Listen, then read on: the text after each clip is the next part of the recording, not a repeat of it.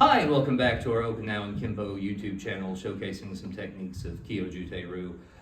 We're in a space now of just doing some odds and ends as we drift between the last series we did and whatever comes to mind next. And tonight's topic for odds and ends is unusual hand formations. I remember way back in elementary school, there were about 3 martial arts books in the library at my little rural K through 5.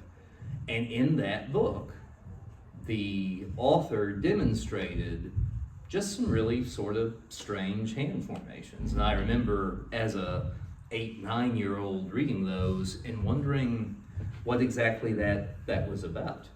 When my formal training began, my first system was really mainly sports focused, so we didn't talk a lot about some of those hand formations, but they were still present in the yakusoku kata, the prearranged forms that we practiced. So I saw them and I practiced them, but we really didn't talk about how to use them. Really, those kinds of strange hand formations that are present in systems of karate and some systems of jujutsu, they are about doing a small number of jobs extremely well.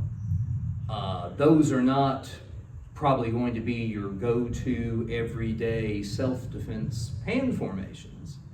But depending on the situation in which you find yourself, depending on the size and power of the attacker that we're dealing with, sometimes those specialized fists can really provide a surprising edge to the smaller person seeking to defend themselves.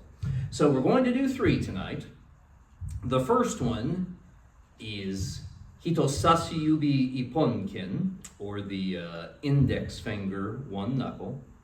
We're going to do Boshi, where you allow the thumb to just barely stick out past the plane of the knuckles. And then one of my absolute favorites, Hiraken, or the flat fist.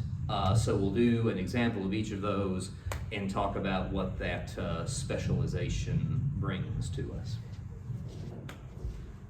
Now, when you make Ipponken, it's important to understand that your finger is not sticking out in a weird way. It's a normal fist, and just the tiniest little triangle raises up above there. Now, why would you use Ipponken? When you need a very small striking area, Ipponken becomes a good option. Let's say he's got me in a chokehold, okay? Now, certainly I could drop into a large stance and do a large movement to blast him. But say I just wanted to hit him in the xiphoid process, crawling down his sternum. I can throw that punch with seiken, but really I'm going to hit his solar plexus. I'm going to stimulate a larger area. I can take that one knuckle and drop it right on the base of the sternum, that lower third. And again, because of that decreased surface area, there's an increase in pressure. Another idea, give me a lunge punch. If I were to dodge out to the side and say I want to strike the concavity behind his ear, let's do that from the other angle. From here, it's difficult for me to be specific in my strike using that larger area. However, if I limit myself to the Ipponken, that hits right where I need it to, in that point behind the ear. So again, it's a tool limited in use, but for the right use, it's a very, very good idea. Boshi. To make Boshi, I let my thumb just barely stick past the plane of my fingers. And again, it's a pressure technique. Say he comes at me with a roundhouse punch. I'm going to move inside and block. And again, all of the normal things there I have access to. and could blast him with a powerful technique. Let's say I just wanted to drive him away from me. I can shoot that boshi, just barely pressing with that thumb, and I've got his carotid artery right there. I can drive him away with that, and it almost looks like you do nothing. You know, we live in a world of cameras. If you imagine doing here, that's a very obvious attack. It's a good one. Nothing in the world wrong with that. But if I am seeking to do something a little bit less obvious, that almost looks like I shoved him. And it's very, very effective using that small tool on that sensitive target.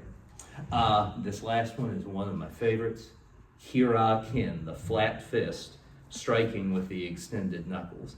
That strike will fit into places that are hard to access with larger weapons.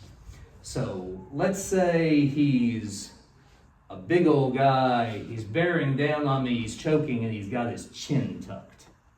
So again, trying to get to his neck with normal fist weapons may not even be an option. If I make that hirakin, it fits right in there, and can shoot through his defenses. And again, that's not going to be my primary weapon by any stretch. But in the moment where I need that to go somewhere small, what a perfect usage for that. Really effective. There are analogs for this in judo and jujutsu as well. There are some throws that are not your standard throws, but for the right moment, for the right body type, for the right size of attacker, that may be the perfect throw for that moment. Some of these specialized fists, again, they have wonderful uses that they fit into perfectly if you take the time to study those. We hope you'll like and subscribe, ring the bell to get notifications. Above all, visit the website. We would love to hear from you. Thanks.